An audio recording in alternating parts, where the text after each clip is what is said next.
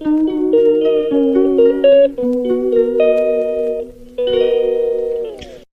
Guys, তোমরা কেমন আছো? আমি তো ভালো আছি। আবার একটা নতুন ভিডিও নিয়ে চলে এসেছি তোমাদের সঙ্গে।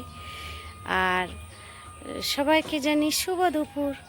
আজকে দেরি করে বাড়ি ছিলাম না, গিয়েছিলাম এক জায়গায়, গিয়েছিলাম ওই মেয়ের প্রজেক্টের বিষয়ে জিজ্ঞাসা করে একটা বাড়িতে গেছিলাম, মানে ওর বান্ধবী বাড়ি গেছিলাম, মেয়ের বান্ধবী বাড়ি গেছিলাম। এখন আসছি, ড্রেসটা চেঞ্জ করে এখন রান্না করব। আজকে তোমাদের জন্য নতুন রেসিপি একটা নিয়ে চলে এসেছি আমি।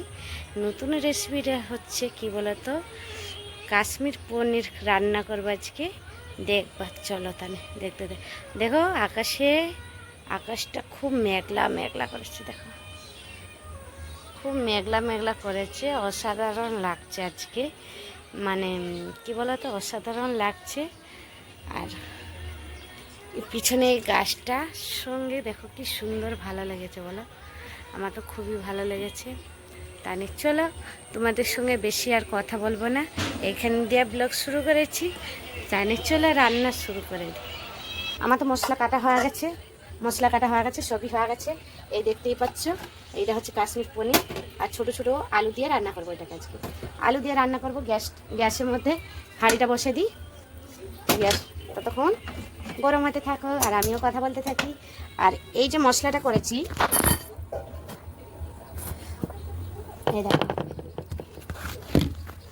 এই যে মশলাটা করেছি এটার মধ্যে আদা, পেঁয়াজ, রসুন আর কাঁচা লঙ্কা দিয়ে দিয়েছি।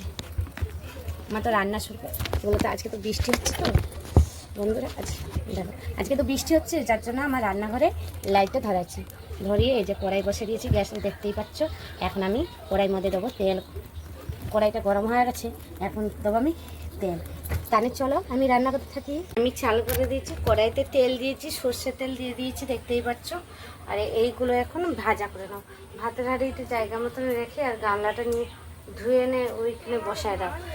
ওই দিয়ে মেয়েকে বললাম। আর এই যে করেছি কাশ্মীর পনিরটাকে ভেজে নেবো গোল গোল করে। গরম তো খুব, ওই জন্য হালকা ভাজবো, বেশি ভাজবো না।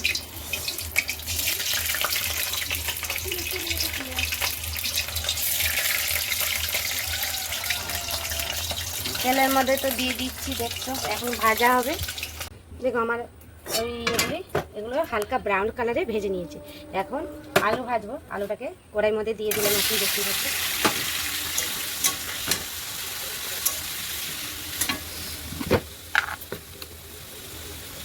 এই যে একটু লবণ দিয়ে দিলাম,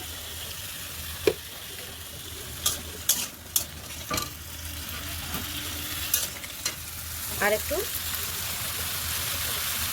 হলুদ গুঁড়া দিয়ে দিলাম।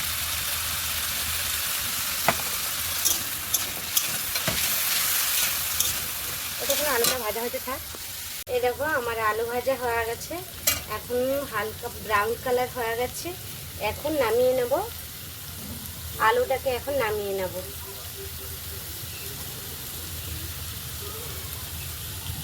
কড়াইয়ের মধ্যে তেল দিয়ে দিয়েছি, দেখতেই পাচ্ছ, দিয়ে দিলাম। তেল গরম হয়ে গেছে, তেজপাতা দিয়ে দিলাম, দুটো শুকনো লঙ্কা দিয়ে দিলাম।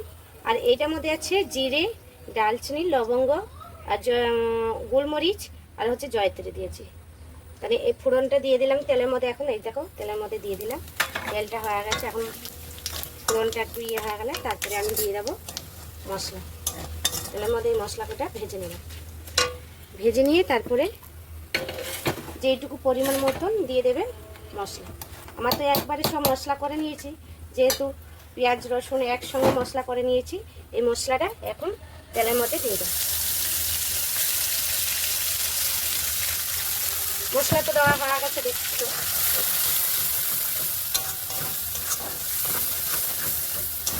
এখন এই মশলার মধ্যে মশলার ততক্ষণ ভাজতে থাকবো যতক্ষণ মশলার থেকে তেল না উঠবে।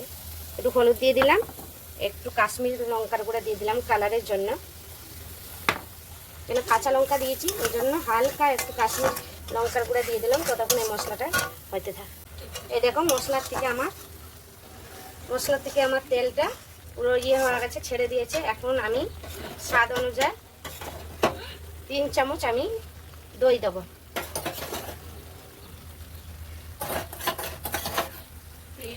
দই দিয়ে দিয়েছি, 3 চামচ দই দিয়ে দিয়েছি। দেখো দই দিয়ে আবার এই মশলাটাকে আমি ভালো করে আবার ওইটাকে ভাজবো যতক্ষণ পুরোপুরি দই দেওয়ার পরে কালারটা একটা লাল কালার আসবে।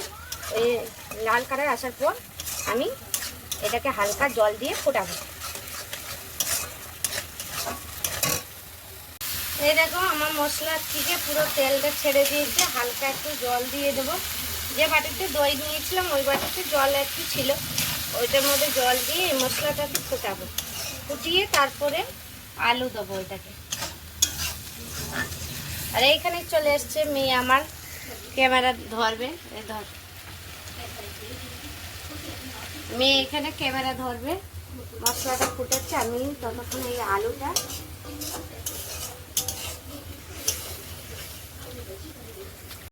জল তো দিয়েছিলাম, জল শুকিয়ে গেছে। এখন আলুগুলি দিয়ে দেবো।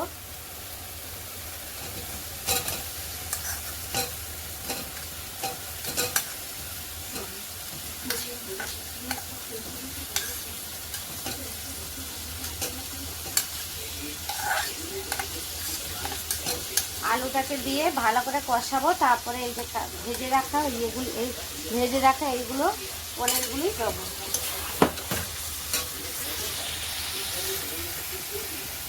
এখন ভালো করে কষাতে থাকবো। আলুটা কষানো হয়ে গেল।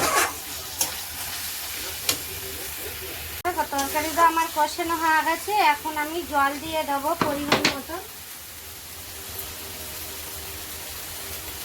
পরিমাণ মতন। এই বাটিতে 3 বাটি আমি জল দিয়ে দেবো, কেন আমরা শুকনো এটাকে খাবো, বেশি ঝোল করবো না। এটার মধ্যে 3 বাটি দিয়ে দিলাম।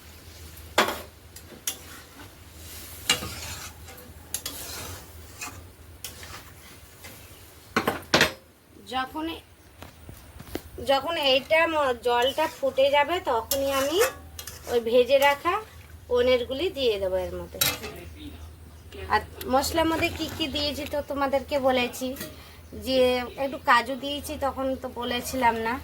একটু কাজু বাটা দিলে আর পোস্ত বাটা দিলে ভালোও লাগে। আর উপরেও একটু যদি ইয়ে থাকে, বাটার থাকে, বাটার একটু দিয়ে দেবা নামানো আগে, আরও ভালো হয়। বাটার অনেক ঘি, যেভাবে যেটা পারে সেটা দিয়ে দেবে।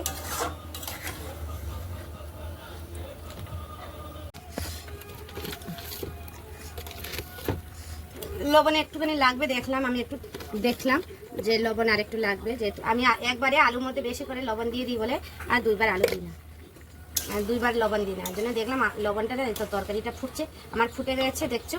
আর এই যে ভেজে রাখা পনিরগুলি দিয়ে দেবো।